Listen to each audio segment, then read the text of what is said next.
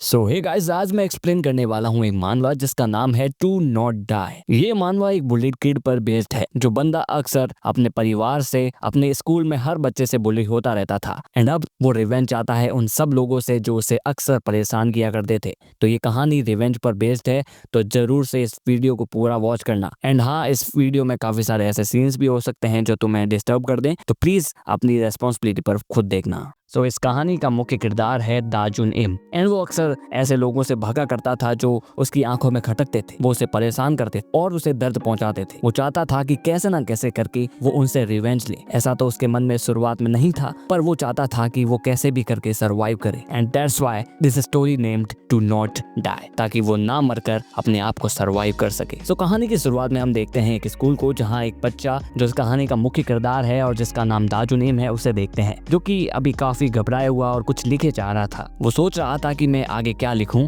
और वो लिखता है एक छोटी सी विल। एंड ये विल थी उसकी डेथ के बारे में, कि वो अब मरने वाला है, क्योंकि ये वो नोट है जहां पर वो बता रहा है कि वो कैसे अब मरने वाला है और उसके मरने का क्या रीजन है। तो वो बताता है कि वो अक्सर ऐसे हेल से गुजर रहा है जो वो नहीं चाहता एंड अब उसे कैसे भी मरना होगा। तो वो हमें बताता है कि उसके मरने का रीजन क्या है। सो यहाँ हम 3 बच्चों को देखते हैं जो दाजुन इम को परेशान कर रहे हैं एंड उसे हैप्पी बर्थडे भी बोल रहे हैं। ऐसा नहीं है कि आज दाजुन इम का बर्थडे है, बट ये तीनों बच्चे अक्सर दाजुन इम को परेशान करा करते हैं। एंड ये जो बच्चा तुम्हें सामने दिख रहा है, ये बच्चा अक्सर दाजुन इम को तंग किया करता है। ये वही 3 बंदे हैं जिनकी वजह से दाजुन इम अब मरना चाहता है। तो यहाँ हम देखते हैं कि ये बंदा यहाँ पर एक पार्टी केक को नीचे गिरा देता है और उस पर अपना पाँव रगड़ देता है। एंड यही नहीं, वो दाजुन इम को कहते हैं कि इस केक को खाओ। ये वो सिर्फ अपने मनोरंजन के लिए करते हैं। यही नहीं, वो तीनों बंदे यहाँ पर हंसकर उसकी वीडियो बनाने लगते हैं कि देखो ये कितना बकवास आदमी है, ये नीचे गिरा हुआ केक जिस पर पाँव पड़ा है वो भी खा रहा है। बट हाँ, दाजुन इम यहाँ चाहता था कि वो और मार ना खाए, इसीलिए वो इस केक को खाना भी चालू कर देता है। एंड इसी बात को वो अपने नोट में दिखा रहा था कि कैसे आज वो एक ऐसे कगार पर पहुंच चुका है जहाँ उसे मरना ही पड़ेगा, क्योंकि उसके पास दूसरा कोई ऑप्शन ही नहीं है। दाजुन इम को समझ नहीं आ रहा था कि आखिर वो बच्चे उसे परेशान क्यों कर रहे हैं, लेकिन उनका परेशान करना यहाँ पर भी जारी रहता है। वो उसके स्लीपर्स को नीचे ग्राउंड में फेंक देते हैं, जिसे उठाने के लिए दाजुन इम रोता हुआ जाता है। जहाँ उसके स्लीपर्स उठाते दौरान ही वहाँ स्कूल की बेल रिंग बज चुकी थी, जिसकी वजह से उसके टीचर उस पर जोर से चिल्लाते हैं कि तुम्हें समय का ध्यान नहीं है, तुम्हें कब क्लास में आना है या कब नहीं। इस बात को सुनकर पूरी क्लास उस पर हंसने लगती है। इधर दाजुन इम को ऐसा लगता है कि ये दुनिया मुझ पर ऐसे हंस रही है कि मानो मैं इन सब के सामने नंगा खड़ा हूँ। दाजुन इम के लिए सब बर्दाश्त से बाहर था, क्योंकि कोई भी उसकी सिचुएशन को नहीं समझ रहा था। एंड इसीलिए फाइनली दाजुन इम डिसाइड करता है कि वो अपने आप को मार डालेगा, ताकि इन सभी झंझटों से वो अपने आप को अलग कर पाए। सो यहाँ दाजुन फाइनली अपनी पूरी डेथ नोट लिख देता है एंड नोट पूरा करने के बाद वो डे ड्रीमिंग करने लगता है कि मरने के बाद उसकी लाइफ आखिर कैसी होगी। या फाइनली वो देखता है कि वो मर चुका है एंड उसके मरने का रीजन, जैसा कि उसने मेंशन किया है अपने नोट में, उसको पढ़कर कुछ लोग उस बुलिड बच्चे को घसीट कर कहीं ले जा रहे हैं। दाजुन इम इस बात से काफी खुश था, क्योंकि यही वो मोमेंट था जहाँ वो पहली बार इतना खुश हुआ था, एंड वो भी अपने सपने में। वो इस बात को इमेजिन कर कर काफी खुश हो रहा था, बट उसे ये भी पता था कि उसके मरने के बाद उसकी फैमिली को भी कोई घंटा फर्क पड़ता है। ना उसका भाई, ना उसकी बहन, या ना ही उसके मम्मी पापा, इनको किसी को भी उसकी परवाह नहीं। लेकिन फिर भी दाजुन इम एक बार आखिरी अलविदा करने के लिए अपने मॉम डैड से मिलना चाहता था। सो यहाँ फाइनली खाना खाते दौरान दाजुन इम अपने बाप से कन्फेस करता है कि वो उस सब के लिए अपने बाप को शुक्रिया करता है जो चीज उसने प्रोवाइड करी, लेकिन अब उसका समय आ चुका है। ऐसा बोलने के बावजूद भी उसके पिता उस पर ध्यान नहीं देते। वो कहते हैं कि सामने से हट जाओ, मुझे टीवी देखने दो। यहाँ दाजुन इम समझ चुका था कि they don't give a fuck about him, so यहाँ पर कुछ भी उसे फर्क नहीं पड़ता। बट यहाँ पर एक टीवी में बवाल न्यूज चल रही थी। यहाँ टीवी में बताया जा रहा था कि एक बच्चा काफी टाइम से परेशान था उन लोगों से जो उसे परेशान कर रहे थे। ऐसे में उस बच्चे ने कुल मिलाकर 7 बंदों का कत्ल कर दिया। कत्ल करने के बाद वो सीधा पुलिस थाने गया और अपने आप को सरेंडर करवा दिया। लोग उसे मर्डर कह के पुकार रहे थे, लेकिन उसे घंटा फर्क पड़ता था, क्योंकि वो अब इस बात से खुश था कि जो उसे लोग परेशान कर रहे थे, फाइनली उसने उन्हें खत्म कर डाला। अब उसे परेशान करने वाला आखिर कोई नहीं बचेगा। इस न्यूज को सुनकर दाजुन इम के पापा मम्मी काफी गुस्सा थे कि आखिर एक बंदा ऐसा कर कैसे सकता है। चलो मान भी लिया उसे कोई परेशान कर रहा था, इसका मतलब ये तो नहीं हो जाता कि वो लोगों को खत्म कर डाले। But this is the first time जब दाजुन इम की आंखें स्पार्क करने लगती है। उसे एक होप नजर आती है कि मरना कोई सॉल्यूशन नहीं होता, एक अल्टरनेट सॉल्यूशन भी है, जो कि है लोगों को मार डालना जो तुम्हें परेशान कर रहे हैं। सो यहाँ दाजुन इम अपने फोन पर कुछ लोगों से पूछने लगता है, तो कुछ लोग जवाब देते हैं कि तुम उसे टॉर्चर करके मार सकते हो। कुछ लोग कहते हैं कि भाई ऐसा करना गलत है। सो सबका मिक्स्ड चांसेस यहाँ पर उसे मिलता है। लेकिन दाजुनिम की आंखें अभी भी स्पार्क कर रही थी। वो सोच रहा था कि आखिर वो उन बंदों को कैसे मारेगा। चलो मान भी लिया कि वो उसे परेशान करते हैं, लेकिन मर्डर करना कोई ऑप्शन नहीं होता। दाजुनिम स्टिल घबरा रहा था, क्योंकि क्या पता उन्हें मारने के बाद उसकी लाइफ एक हेल बन जाए, क्या पता उसे जेल में डाल दिया जाए। बट स्टिल वो सोचता है कि क्यों ना एक बार कर ही लिया जाए। स्टिल वो यहाँ पर प्रैक्टिस करता है उन बुली किड को मारने के लिए, क्योंकि डर कर जीने से बढ़िया तो किस्सा खत्म कर डालना ही अच्छा है। सो यहाँ पर दाजुनिम डिसाइड करता है कि कल के दिन स्कूल जाते दौरान वो उन बुली किड में से एक बंदे को तो मार ही डाले। तो दाजुनिम अपनी पैंट में एक स्क्रू ड्राइवर लेकर चला जाता है स्कूल में।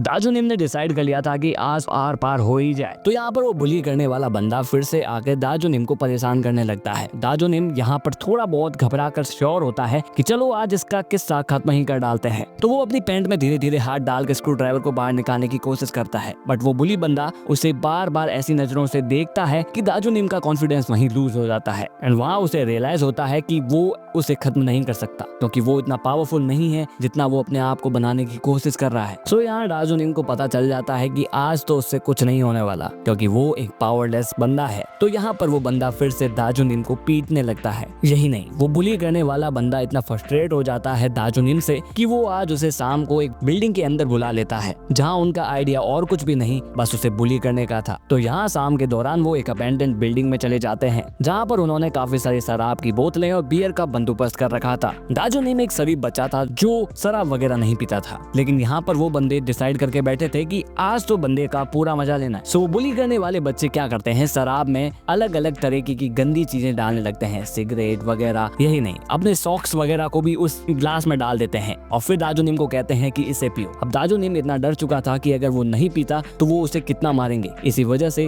उसे वो डिस्गस्टिंग चीज भी करनी पड़ती है। एंड यही नहीं, वो तीनों बच्चे फिर उसका मजाक बना रहे थे, उस पर हंस रहे थे। अब यहाँ रात हो चुकी थी और दाजुनिम बार बार शराब पीकर उल्टी कर रहा था, लेकिन वो बंदा डिसाइडेड था कि इस बंदे को आज पिला पिला कर मार डालना है। तो वो बाकी दो बच्चों से कहता है कि क्यों ना तुम जाकर और शराब ले आओ, ताकि मैं दाजुनिम को और पिला सकूं। लेकिन दाजुनिम जानता था कि अगर उसने और शराब पी तो वो यहाँ मर भी सकता है। सो यहाँ वो डरने के बावजूद भी उस बंदे का हाथ हटाकर भागने लगता है। लेकिन दाजुनिम ने काफी ज्यादा पी रखी थी, तो वो ज्यादा स्टेबल नहीं था और ना ही वो दौड़ पाता है। इसी वजह से ये बंदा डोयुन उसे पकड़ देता है। पकड़ने के बाद वो दाजुनिम को लगातार पीटने लगता है, मानो कि उसने कोई बड़ा गुनाह कर दिया हो भागकर। लेकिन दाजुनिम भी जानता था कि वो आज यहाँ से भाग भी जाए तो कल स्कूल में जाकर वो फिर से पिटेगा। और यही नहीं, वो लगातार हर दिन बस ऐसे ही जुर्म को सहता रहेगा। तो वो यहाँ पर एक डिसीजन लेता है। He decided to take a serious action। तो वो यहाँ पर देखता है कि वहाँ सामने से एक कार आ रही होती है एंड दाजुनिम अपना मन बना लेता है कि वो आज डोयुन को खत्म कर डालेगा। तो वो क्या करता है कि डोयुन को कार के सामने धक्का मार देता है एंड सडनली उन दोनों की टक्कर हो जाती है। एंड तुम्हें पता है उसके बाद क्या हुआ। एंड यहाँ दाजुनिम का नशा उतर चुका था और वो समझ चुका था कि उसके सर्वाइव करने का सिर्फ एक ही तरीका है, टू नॉट डाई।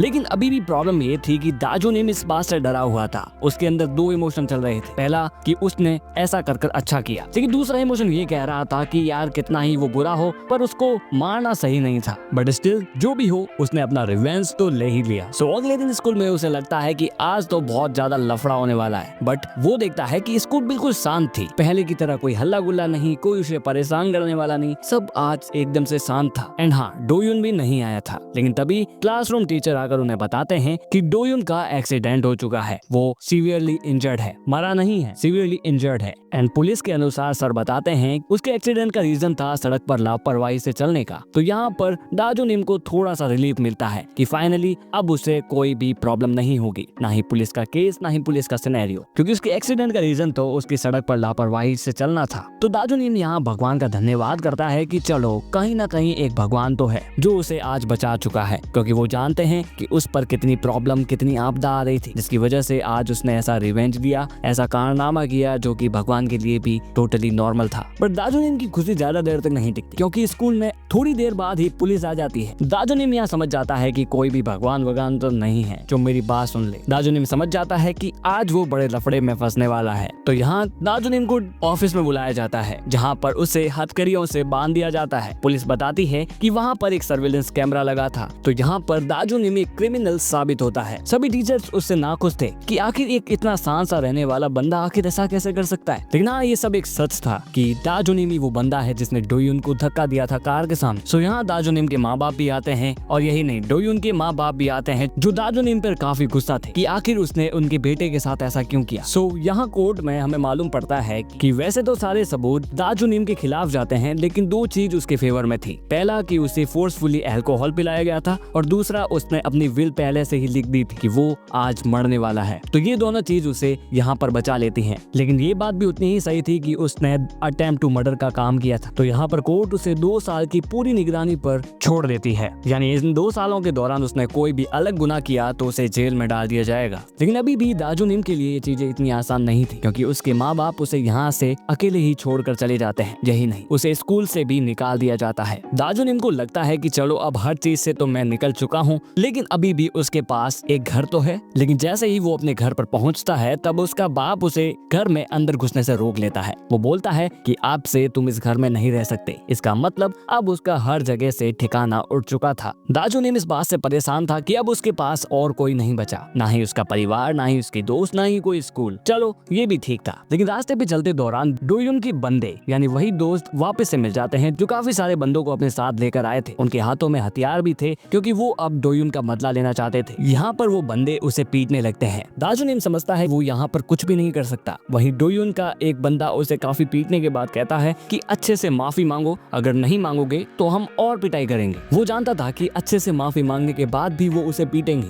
एंड जब वो ये बात कह रहे हैं कि उसने डोयुन को कार के आगे धक्का दिया, बट वो लोग ये नहीं देख रहे हैं कि डोयुन के कारनामे तो ऐसे हैं कि वो उसे एक पहाड़ी से धक्का दे रहा हो, एंड वो भी एक नहीं करोड़ों बार। तो यहाँ पर दाजू निम का गुस्सा फूट पड़ता है। वो सोचने लगता है कि अब बस इससे ज्यादा और बर्दाश्त नहीं होगा उससे। उसके इस गुस्से को देखकर डोयुन का वो बंदा उसे और पीटने लगता है। लेकिन दाजू निम को यहाँ पास में एक ईंट पड़ी दिख जाती है जो पकड़कर वो उसी बंदे के माथे में जोर से मार डालता है। एंड उन लोगों से सर्वाइवल का केवल एक ही तरीका, या तो मारो या खुद मर जाओ। सो गाइस, ये थे इस कहानी के 2 एपिसोड, और अगर इसके बाद के एपिसोड तुम्हें देखने हैं तो यार इस पे ज्यादा से ज्यादा व्यूज दो, वरना इस कहानी को मैं यहीं पर ड्रॉप मार दूंगा। सो अगर वीडियो पसंद आई हो तो वीडियो को लाइक करना, चैनल को सब्सक्राइब करना।